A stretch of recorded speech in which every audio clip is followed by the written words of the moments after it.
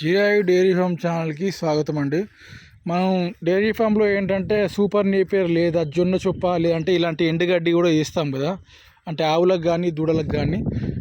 అవి అట్లా వేస్తే కావాల్సినంత ఫైబర్, ప్రోటీన్, మినరల్స్ కూడా అందవు. మనకు న్యాచురల్గా పెరిగే గడ్డి జాతులు ఉంటాయండి పొలాల్లో. అలాంటి గడ్డి జాతులను అయితే తింపి మేపాలి. అంటే వీలున్న సమయంలో, వీలు లేని సమయంలో ఏంటంటే ఇక ఈ గడ్డి ఉంది కదా, చూస్తున్నారు కదా, ఇలాంటి గడ్డి అయితే కోసుకొచ్చేసి వేయాలి. లేదు అంటే వడ్లు ఇలా ఉన్న పొలం గట్లు ఉంటాయి, పొలం గట్ల పంట వదిలి మేపుకున్నా పర్లేదు. అంటే అందులో ఏంటంటే ఈ దానాలు అలాగే మెడిసిన్స్ వేసిన దానికంటే ఎక్కువగా ఈ గడ్డి జాతులు అయితే మనకు యూస్ అవుతాయండి. ఇందులో ఎక్కువ అధిక పోషకాలు ఉంటాయి.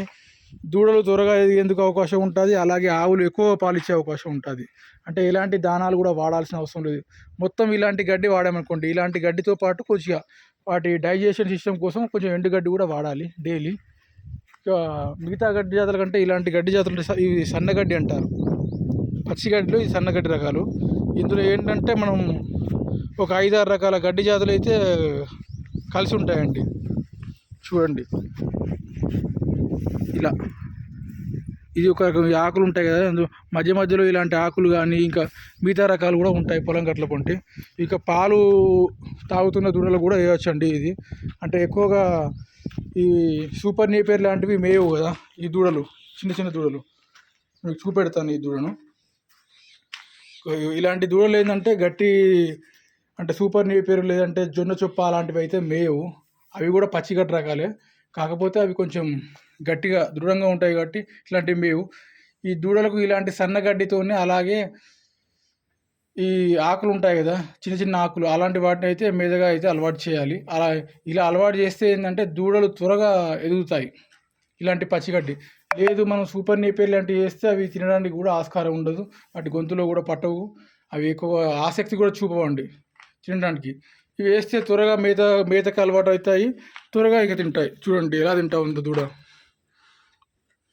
అలా దీంతో పాటు వరిగడ్డి కూడా అలవాటు చేయాలండి డైజెషన్ సిస్టమ్ కోసం. మొత్తం పచ్చిగడ్డి మీదే ఆధారపడకూడదు. లేదంటే మొత్తం పచ్చిగడ్డి వేస్తే మాత్రం అవి లోపల డైజెషన్ ప్రాబ్లం అవుతాయి. అందుకే కొంచెం ఎండుగడ్డి కూడా అవైలబుల్గా ఉంచాలి. ఒక మార్నింగ్ టైంలో పచ్చిగడ్డి వేసామనుకోండి, అలాగే ఈవినింగ్ టైంలో ఎండుగడ్డి కూడా వేయాలి. చూస్తున్నారు కదా, ఇక సూపర్ నేపియర్ చూడండి, ఈ చాప్ కట్టర్స్ యూజ్ చేయాలి. చూడండి ఇలా వదిలేస్తాయి. ఈ సూపర్ నేపియర్ లాంటి జొన్న చొప్ప లాంటివి వదిలేస్తే ఇక పక్కన ఇవి వదిలేస్తాయి, మళ్ళీ వీటికి కాల్ చేయాల్సి అవసరం ఉంటుంది. లేదు అంటే చాప్ కట్టర్స్ యూజ్ చేయాల్సి ఉంటుంది. మీరు మ్యాక్సిమం ఏంటంటే ఇలాంటి పొలాల్లో అయితే ఫ్రీగా వదిలేయండి. ఫ్రీగా వదిలేస్తే ఏంటంటే అవి 1 గంట 2 గంటలు మేస్తాయి. మేయడం ద్వారా ఏంటంటే ఒకటి కొంచెం రిలీఫ్గా ఉంటుంది. చూడండి వీటిని అయితే ఇప్పుడు వరిగడ్డి మేస్తూ ఉన్నాయి దూడలు. ఇందాక పచ్చిగడ్డి మేసాయి, ఇప్పుడు వరిగడ్డి అయితే మేస్తూ ఉన్నాయి.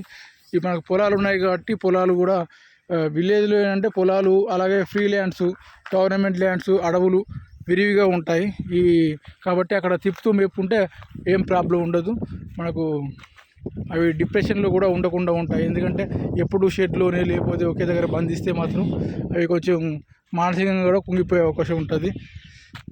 ఇలా ఫ్రీగా ల్యాండ్స్ పొలాల్లో కానీ లేదంటే గవర్నమెంట్ ల్యాండ్స్లో, చెరువుల్లో వదిలేస్తూ ఉంటే స్విమ్ చేయడము, అక్కడ వాటర్ తాగడము, లేదంటే మేయడము, దానికి 1 గంట సేపు అలా డైలీ ఒక 1 or 2 hours ఇలా తిప్పుతూ మేపితే మాత్రం అవి ఫ్రీగా ఉంటాయి. ఎలాంటి డిసీజెస్, వ్యాధులు కూడా రావు. ఒకవేళ వ్యాధులు వచ్చినా కూడా ఇమ్యూనిటీ పవర్ కూడా ఎక్కువగా ఉంటుంది. చూడండి ఈ పర్పస్ అయితే మనం ఈ పచ్చిగడ్డి, అంటే సూపర్ నేపియర్ లాంటివి కాకుండా పచ్చిగడ్డి ఎందుకు వేయాలో అయితే ఆ పర్పస్లో అయితే వీడియో చేశాను. దాని అవసరం ఏముందని దానికి ఆ పర్పస్లో చేశాను. ఇంకా దానాలు కూడా ఎక్కువగా పెట్టాల్సిన అవసరం లేదు ఇలాంటి పచ్చిగడ్డి యూజ్ చేస్తే. ఇప్పటికే వీడియో చాలా లెంత్ అయిందండి. వీడియో చూస్తున్న ప్రతి ఒక్కరికి కూడా ధన్యవాదాలు. మరొక వీడియోతో మళ్ళీ కలుద్దాం. బాయ్.